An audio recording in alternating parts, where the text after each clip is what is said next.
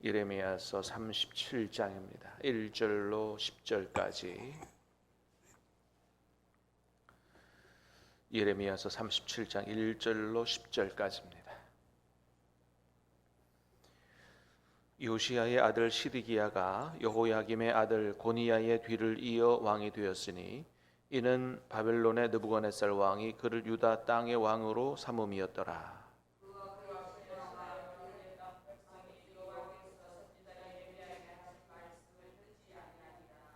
시드기야 왕이 셀레마의 아들 여후갈과 마아세아의 아들 제사장 스바냐를 선지자 예레미야에게 보내 청하되 너는 우리를 위하여 우리 하나님 여호와께 기도하라 하였으니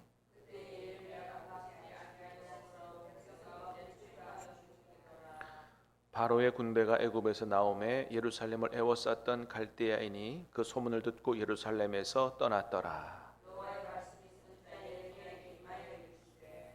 이스라엘의 하나님 여호와께서 이와 같이 말씀하시니라. 너희를 보내어 내게 구하게 한 유다의 왕에게 아뢰라. 너희를 도우려고 나왔던 바로의 군대는 자기 땅 애굽으로 돌아가겠고 여호와께서 이와 같이 말씀하시니라. 너희는 스스로 속여 말하기를 갈대아인이 반드시 우리를 떠나리라 하지 말라. 그들이 떠나지 아니하리라.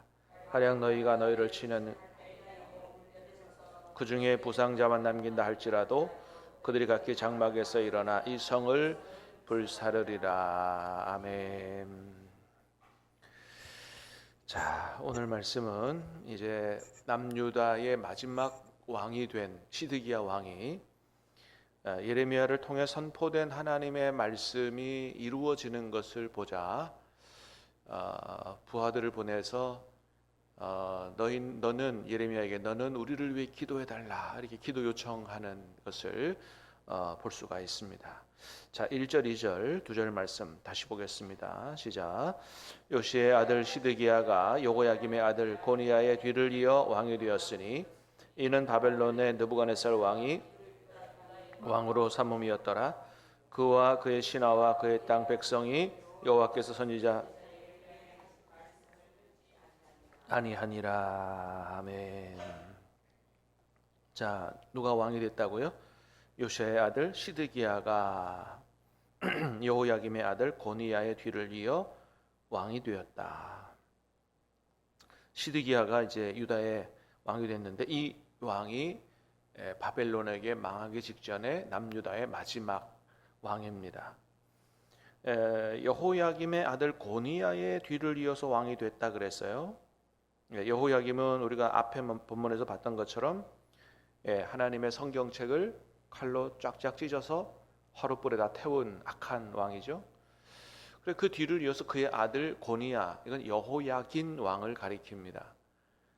그의 아들이 왕위에 올랐지만 3개월 만에 바벨론에 의해서 포로로 끌려갑니다.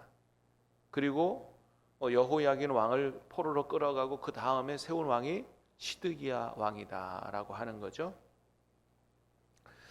자, 그래서 이제 그 하나님께서 여호야김 왕이 성경책 칼로 찢어가지고 불에 태울 때 했던 말씀이 있어요. 뭐냐면 너의 후손에서는 더 이상 너의 뒤를 이어서 왕위에 오를 자가 없을 것이다 했던 말씀이 그대로 이루어집니다.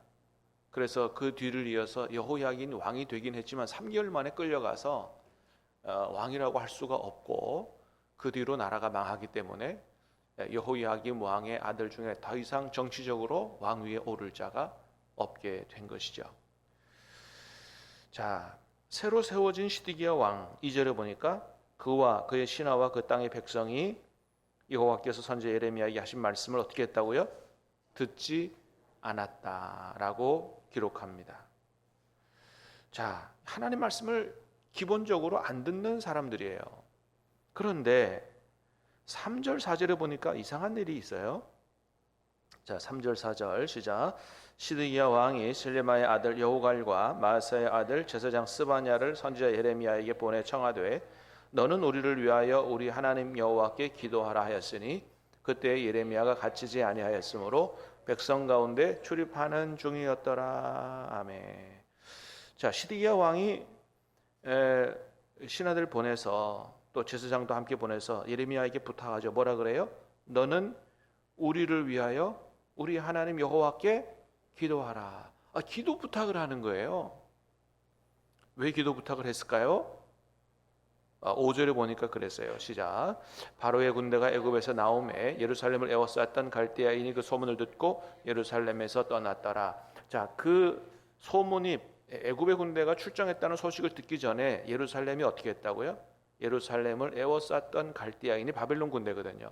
그러니까 바벨론 군대가 지금 예레미야 선지자가 계속해서 외쳤던 말씀이 있어요. 뭐예요? 이 성은 바벨론 왕에게 멸망할 거다. 그런 이야기를 계속했는데 예레미야의 말대로 바벨론 군대가 와서 예루살렘 성을 에워싼 거예요. 그러니까 그 모습을 보면서 이제 위급함을 느낀 거죠. 이 성이 절대로 망하지 않을 줄로 알았는데 여기에 하나님의 성전이 있고 하나님이 계시고, 예루살렘 성은 해발 800m 이상 높은 산 위에 있어서 천의 요새로 절대 무너지지 않을 줄 알았는데 바벨론 군대가 와서 이 성을 둘러싸네. 예레미야가 얘기한 대로 되네. 하나님 말씀대로 되네. 겁을 먹은 거죠. 그래서 예레미야에게 뭘 부탁했다고요? 기도해달라 부탁한 거예요. 기도해달라고. 그래서 예루살렘 성이 바벨론 군대 에워싸는 것을 보면서 33장만 해도 이 예레미야가 시위대 때를 갇혔었거든요. 근데 사절에 보니까 뭐라 그랬어요?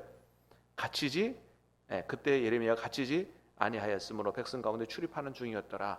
그러니까 하나님의 말씀이 이루어지는 걸 보면서 예레미야를 잠시 석방을 했던 것 같아요. 그리고 기도를 부탁하는 거죠. 자, 그런데 마침 뭐라고요? 바로의 군대가 애굽에서 출정했다는 소식을 듣고 바벨론 군대가 예루살렘에서 퇴각을 하기 시작했다라고 하는 거죠. 그러니까 또 시드기야가 어떤 생각을 했겠어요? 아니네. 예레미야를 통해서 선포된 하나님 말씀이 이루어지는 것 같지만 또 아니네. 그리고 이제 우리는 망하지 않을 수 있겠구나라고 하는 거짓 희망을 품게 되었던 거죠. 자, 이때 하나님의 말씀이 다시 들려옵니다. 6절부터 10절까지 다시 봅니다. 시작. 여호와의 말씀이 선지자 예레미야에게 임하여 이르시되 이스라엘의 하나님 여호와께서 이와 같이 말씀하시니라. 너희를 보내어 내게 구하게 한 유다의 왕에게 아뢰라. 너희를 도우려고 나왔던 바로의 군대는 자기 땅 애굽으로 돌아가겠고 갈대인이 다시 와서 이 성을 쳐서 빼앗아 불사르리라. 여호와께서 이와 같이 말씀하시니라. 너희는 스스로 속여 말하기를 갈대인이 반드시 우리를 떠나지 하지 말라. 그들이 떠나지 아니하리라. 가령 너희가 너희를 치는 갈대인의 온 군대를 쳐서 그 중에 부상자만 남긴다 할지라도 그들이 각기 장막에서 일어나 이 성을 불사르리라. 그러니까 아마 하나님 말씀 뭐예요?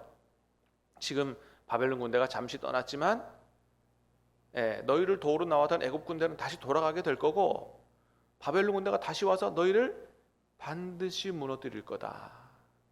너희가 설사 힘을 다하여 싸워가지고 바벨론 군대를 물리치고 부상자만 남긴다고 했을지라도 반드시 이 성을 무너뜨릴 것이라고 말씀합니다. 왜 그렇게 됩니까? 실제로 바벨론 성을 무너뜨리는 것은 바벨론 군대가 아니고 누구기 때문에 하나님께서 하시는 거기 때문에 하나님 하신 말씀을 반드시 이루신다. 그러니까 너희가 뭐예요? 너희를 도우러 왔던 애굽 군대를 보고 희망을 가지지 말라 이거예요.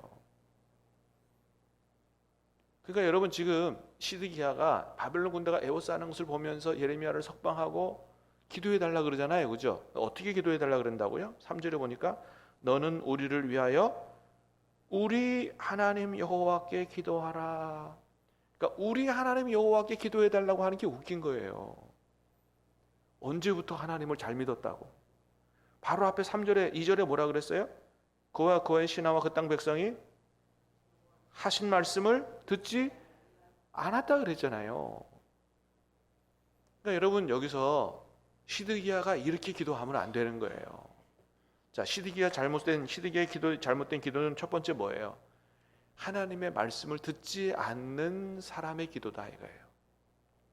여러분 하나님께서 어떤 사람의 기도를 기뻐 응답해 주시기를 원하시느냐? 하나님 말씀을 귀 기울여 듣고 말씀에 순종하여 삶으로 하나님과의 관계가 바르게 된 그런 의로운 사람의 기도를 하나님께서 들어주시기를 기뻐하시는 줄로 믿으시기를 바랍니다.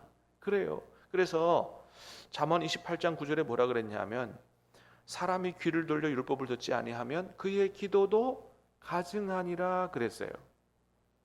무서운 말이에요. 어떤 기도가 가증하다고요? 귀를 돌려서 율법을 하나님 말씀을 듣지 아니하면 기도가 가증하다는 거예요. 왜 그렇겠어요?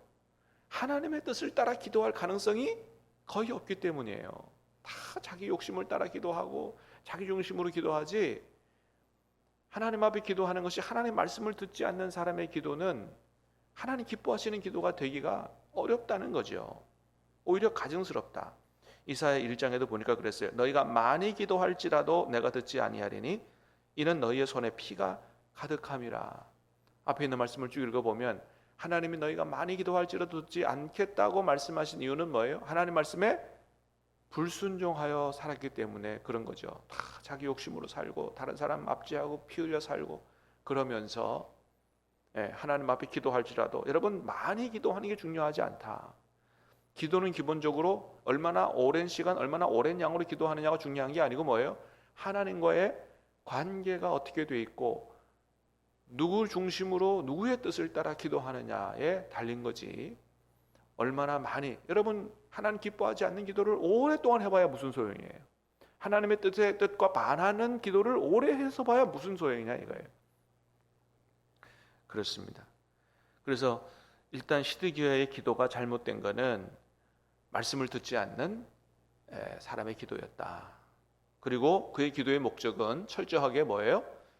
자기의 필요를 따라 자기의 목적대로 하나님을 이용하려고 드는 기도였지, 하나님의 뜻을 깨닫고, 하나님 뜻은 뭐예요? 다른 거 바라보지 마라 이거예요. 하나님 말씀을 듣고 어떻게 해요? 자신의 죄를 뉘우치고 회개하라는 거예요. 그러니까 지금 예레미야가 기도하려고 했을 때는 어떻게 해야 돼요? 정말로 예레미야 통해서 하나님 말씀이 이루어지는 걸 보면서 그걸 그대로 하나님 말씀을 받고 회개하려고 해야 되는데 전혀 그러지 않고 오히려 우리 하나님 여호와께 기도할, 언제부터 우리 하나님 됐냐 이거예요. 잘못된 기도다라고 하는 것이죠. 그렇습니다. 사랑하는 여러분, 저와 여러분이 예수님 안에 거하고 주님의 말씀이 우리 안에 거하면 무엇이든지 구하는 대로 이루리라 주님 말씀하셨습니다. 늘 주님 안에 거하시기를 주님의 이름으로 축복합니다. 말씀을 가까이 하시고 말씀을 사모하고 말씀을 귀 기울여 듣고 순종하의 삶으로 말미암아 우리의 기도하는 바가 하나님의 뜻을 따라 하나님 기뻐하시는 기도가 될 수 있게 됨으로 말미암아 오늘도 성령 안에서 우리의 기도가 하나님 보좌에 상달되고 하나님 기뻐하시는, 하나님께서 구하지 아니한 것까지 넘치게 부어주시는 복된 기도의 시간 될 수 있기를 우리 주님의 이름으로 축복합니다. 기도하겠습니다. 하나님 아버지,